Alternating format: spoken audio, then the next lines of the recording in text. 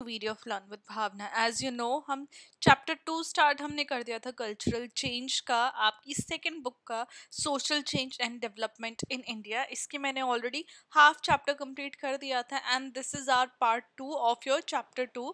अगर आपको पार्ट 1 की वीडियो चाहिए तो मैं उसको लिंक कर दूंगी वीडियो के एंड में, आप लिंक फाइंड आउट कर लेना या फिर अभी ऊपर आई बटन में भी आ रहा होगा। मैं अब आपकी कन्वीनियंस के according I would put the link in the comment section या फिर ऊपर आई बटन में या फिर at the end of the video that you can check out. And if you want other links of other videos as well, या फिर आपको कोई डाउट है, कोई कंफ्यूजन है, you can comment down below. I will make sure कि जो भी आपके डाउट रिक्वायरमेंट्स नीड्स हैं उनको मैं फुलफिल करूं। And what ever the issue is, what ever the confusion is, I will make sure कि मैं उसके ऊपर वीडियो बनाऊं या फिर आपको सॉल्यूशन उसका प्रोवाइड करूं। चलो let's start with the video. तो हमने फर्स्ट ऑफ ऑल हमने कल्चरल चेंज के बारे में जाना था लास्ट वीडियो में, एंड वी टॉक्ड अबाउट कि क्या सोशल रिफॉर्म मूवमेंट्स आई थी जिसकी वजह से जो कल्चरल चेंजेस थे 19th and earlier 20th century के अंदर वो आने स्टार्ट हो गए थे हमारी इंडियन सोसाइटी के अंदर। देन हमने मॉडर्न टाइम्स के अंदर भी सोशल रिफॉर्म्स को जाना जो कि एक kind of cultural changes society के अंदर लाने की कोशिश कर रहे हैं। एजुकेशन का क्या रोल रहता है सोसाइटी के अंदर रिफॉर्म्स लाने का। देन हमने डिबेट जानी सोशल इविल और ट्रेडिशंस के ऊपर along with different ideas on social reforms.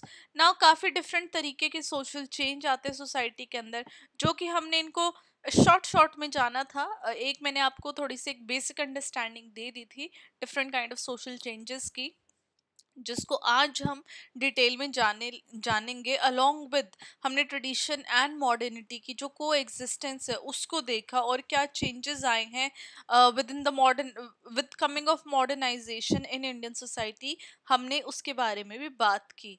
Now in today's video we will talk about ये जो हमने टॉपिक्स जाने थे ना, different kind of social changes, and there are 4 major processes of cultural change. तो इसके बारे में आज हम इन डिटेल में जानेंगे पार्ट 2 के अंदर। तो फर्स्ट हमारा आ जाता है sanskritization, as I mention in the last video as well.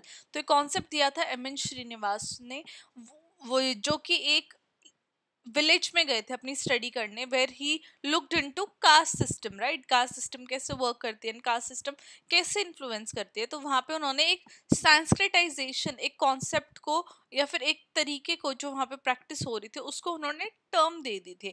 तो संस्कृताइजेशन बेसिकली होती क्या है कि जो लोअर कास्ट है या फिर जो ऐसे ट्राइबल ग्रुप्स है जिनको नीचा फील कराया जाता है या फिर उनको उतनी रिस्पेक्ट नहीं मिलती है सोसाइटी के अंदर, वो जो लोअर कास्ट ट्राइबल ग्रुप्स है वो अपने से जो ऊपर ऊपर वाली कास्ट है, अपर कास्ट है, हायर कास्ट है, उनके कस्टम्स को, रिचुअल्स को, लाइफस्टाइल्स को कॉपी करने लग जाते हैं, राइट। और उनको वो कॉपी क्यों करते हैं कि after a certain point of time, after few years, after a decade, या फिर जो उनकी अपकमिंग जनरेशन है, they might change their caste और उनको हायर कास्ट में maybe people start seeing them as higher caste, right. तो वो इसलिए उनको कॉपी करने लग जाते हैं। अब ये language, literature, music, dance, ritual, different तरीके से डिफरेंट लाइफस्टाइल में ये चीज़ जो है कॉपी करने का जो तरीका है वो हम देख सकते हैं। और पर्टिकुलरली ये करते क्यों है, ताकि उनके कास्ट स्टेटस में एक इम्प्रूवमेंट आ जाए।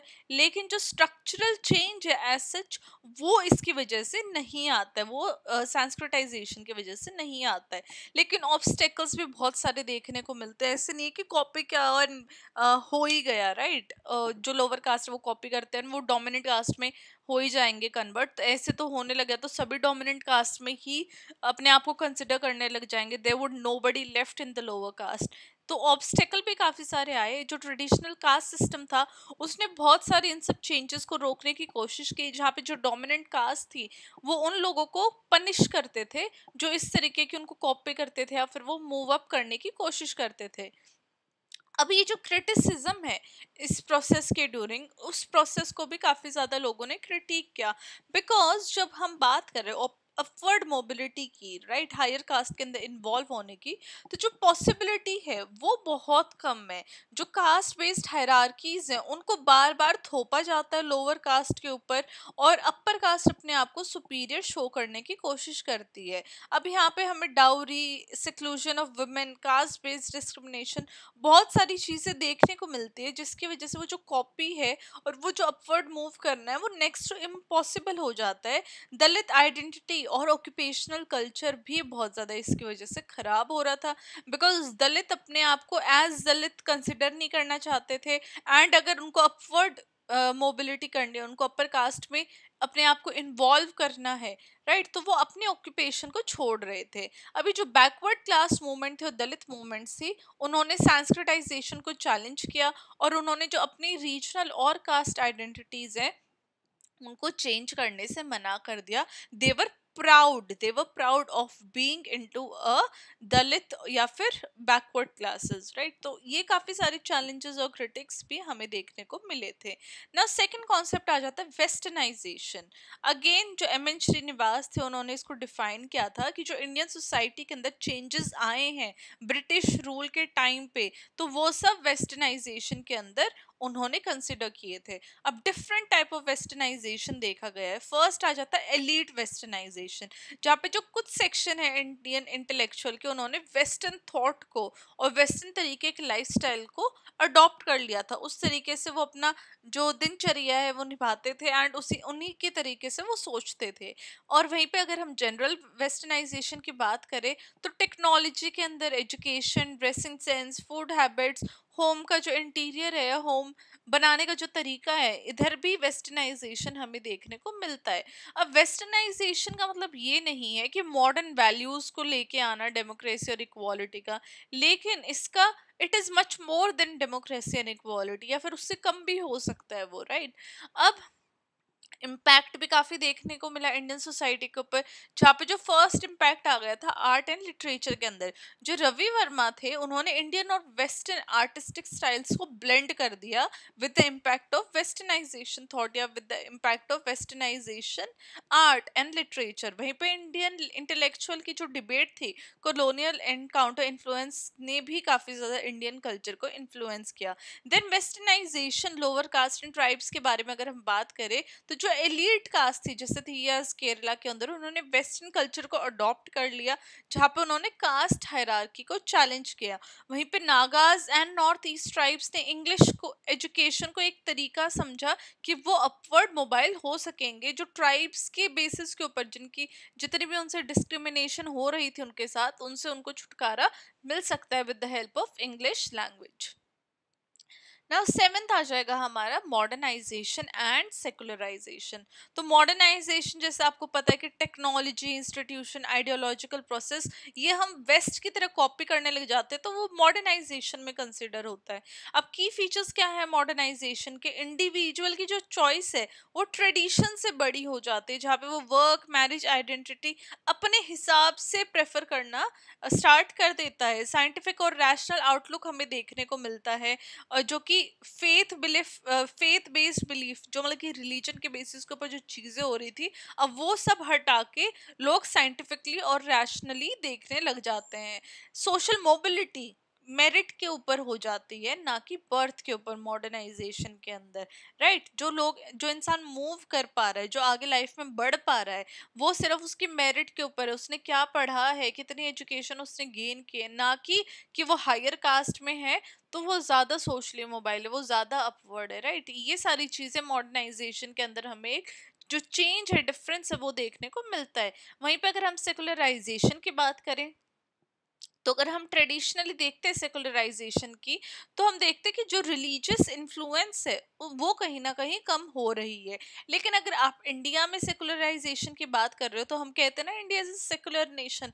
वो किस लिए कहते हैं? क्योंकि जो डिफरेंट रिलीजन्स है वो एक साथ एग्जिस्ट कर रहे हैं। अगर आप इंडियन सोसाइटी को देखोगे, so you can see multiple religions of people living together peacefully. So that is the meaning of secularization within Indian context. वहीं पे अगर हम सेकुलराइजेशन ऑफ कास्ट की बात करते हैं, तो कास्ट एक रिलीजियस बेस्ड सिस्टम से पॉलिटिकल और इकोनॉमिक आइडेंटिटी आज के टाइम पे बन चुकी है। पहले जो कास्ट हम सिर्फ रिलीजन के बेसिस पे देख रहे थे, अब आज उस कास्ट के बेसिस के ऊपर बहुत ज्यादा पॉलिटिकल और इकोनॉमिक जो मूवमेंट्स हैं, जो पॉलिटिक्स जो चल रही है, वो हमें आज के टाइम पे देखने को मिल रहा है। तो आज कास्ट सिर्फ रिलीजियस नॉर्म्स या रिलीजियस नोशंस के ऊपर नहीं रही है, it has moved way beyond it ना। कास्ट बेस्ड जितनी भी पॉलिटिकल मोबिलाइजेशन है, उसने कास्ट आइडेंटिटीज को और भी ज्यादा स्ट्रॉन्ग कर दिया है, rather देन उसको हटाने से।